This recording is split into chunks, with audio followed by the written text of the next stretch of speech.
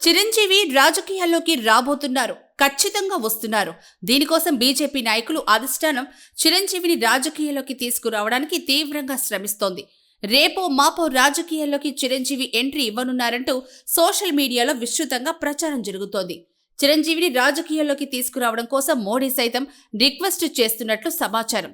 So ఏ క్షణమైనా చిరంజీవి రాననుకున్నారా, రాలేననుకున్నారా? రావడంలో కాస్త ఆలస్యం అవ్వచ్చు, కానీ రావడం మాత్రం పక్కా అనే డైలాగుతో మెగాస్టార్ చిరంజీవి తెలుగు ప్రజానికాన్ని ఉర్రూతలూగిస్తున్నారనే ప్రచారం జరుగుతోంది. మరి చిరంజీవి రాజకీయాల్లోకి రీ ఎంట్రీ ఇవ్వనున్నారా? బీజేపీలో చేరుతారా? ఆ పార్టీ రాష్ట్ర అధ్యక్ష పగ్గాలు తీసుకుంటారా? ఈ వార్తల్లో నిజం ఎంత? అది సాధ్యమేనా? తెలుసుకుందాం. చిరంజీవి ఎటువంటి బ్యాక్గ్రౌండ్ లేకుండా సినిమాల్లోకి అడుగుపెట్టి అంచెలంచెలుగా తన చరిష్మా, డాన్స్ స్టైల్తో మాస్ క్లాస్ సినిమాలతో ప్రేక్షకులకి పూనకాలు తెప్పించారు. ప్రజలు తనపై చూపిస్తున్న ప్రేమ, అభిమానానికి దాసుడై ప్రజాసేవలో తరించాలని 2008 ఆగస్టు 26న చిరంజీవి ప్రజారాజ్యం పార్టీని ఏర్పాటు చేశారు. ఇలా ఆ తర్వాత 2009లో జరిగిన ఉమ్మడి ఆంధ్రప్రదేశ్ సాధారణ శాసనసభ ఎన్నికల్లో పోటీ చేసిన ఆయన 294 స్థానాలకు గాను 18 స్థానాలు గెలుచుకున్నారు. ఆ తర్వాత ఏపీలో చోటు చేసుకున్న పరిణామాల కారణంగా పార్టీని కాంగ్రెస్లో విలీనం చేశారు. కేంద్రంలో 2012 నుంచి 2014 వరకు టూరిజం శాఖ మంత్రిగా పనిచేశారు. ఇలా చిరంజీవి రాజ్యసభ సభ్యత్వం 2018లో ముగిసింది. ఆ తర్వాత రాజకీయాలకు దూరమైన చిరంజీవి ప్రస్తుతం సినిమాలపై ఫోకస్ పెట్టి హిట్లతో దూసుకుపోతున్నారు. ఇక రాజకీయాల జోలికి వెళ్లనని కూడా చాలా సందర్భాల్లో ప్రకటించారు. ఓ ఇంటర్వ్యూలో మెగాస్టార్ రాజకీయాల్లో తన ఎంట్రీ గురించి మాట్లాడుతూ, నేను మొదలుపెట్టిన బ్లడ్ బ్యాంక్, ఐ బ్యాంక్ నుంచి సేవలు, అభిమానుల సహకారంతో ముందుకు వెళుతుండడంతో రాజకీయాల్లోకి వెళ్లి మరింత సేవ చెయ్యాలని అనుకున్నాను. అయితే సేవ చెయ్యడానికి రాజకీయాల్లోకి వెళ్లాల్సిన అవసరం లేదు అని తర్వాత అర్థమైంది. నేను గబుక్కున పాలిటిక్స్లో కాలు వేసి పొరపాటు చేసేశాను. తప్పు తెలుసుకొని మళ్లీ సినిమాల్లోకొచ్చాను. నేను పాలిటిక్స్లో ఉంటే పెద్ద ఎత్తున సేవలు చేసే అవకాశం ఉంటుందని అటు వెళ్లాను.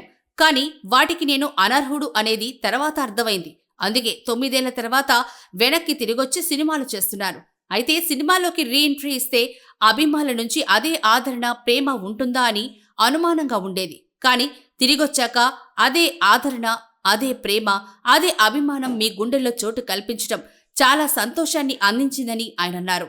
ఇక బతికినంత కాలం సినిమాల్లోనే ఉంటాను, ఓపిక ఉన్నంత కాలం మీకోసం సినిమాలు చేస్తూనే ఉంటానంటూ చిరంజీవి ఇక రాజకీయాల్లోకి వచ్చే ఛాన్సే లేదని క్లియర్గా చెప్పేశారు.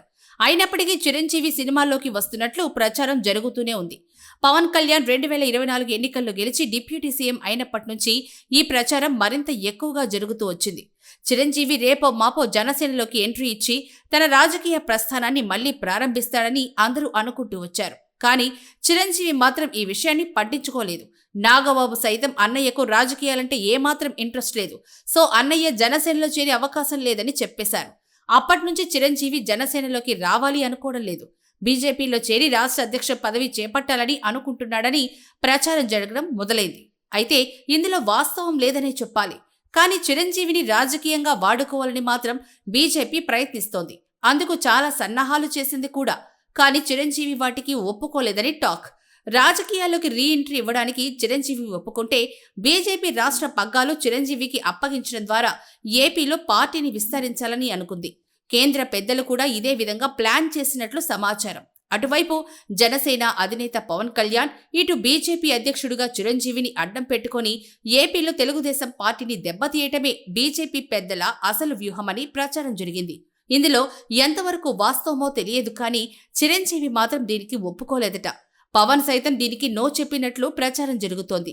మొన్న ఏపీకి అమిత్ షా వచ్చినప్పుడు ఈ విషయంపై చిరంజీవితో పవన్తో ప్రస్తావించినట్లు ప్రచారం జరిగింది. మరి ఎప్పటికైనా చిరంజీవి తన ఆలోచన తీరును మార్చుకుని రాజకీయాల్లోకి వస్తారా అంటే చెప్పలేం. ఎందుకంటే రాజకీయాలు ఎప్పుడూ ఒకేలా ఉండవు. ప్రజల ఆలోచన విధానం కూడా ఎప్పుడూ ఒకేలా ఉండదు. ప్రజలకు సేవ చేయడానికే రాజకీయాలు చేయాలనే లక్ష్యం బలంగా మనసుకు తాకిన రోజు మళ్లీ రాజకీయాల్లోకి చిరంజీవి రావచ్చు. ఒకసారి విఫలమైనంత మాత్రాన లక్ష్యాన్ని విడిచిపెట్టాలని ఎక్కడా లేదు. కొంత విరామం ఇచ్చి ఓటమికి గల కారణాలను విశ్లేషించుకొని మళ్లీ ఆ పొరపాట్లు పునరావృతం కాకుండా లక్ష్యాన్ని ఛేదించేందుకు రావచ్చు. మరి రాజకీయాలకి రీ ఎంట్రీపై చిరంజీవి ఎప్పుడు అడుగులు వేస్తారో వేచి చూడాలి మరి.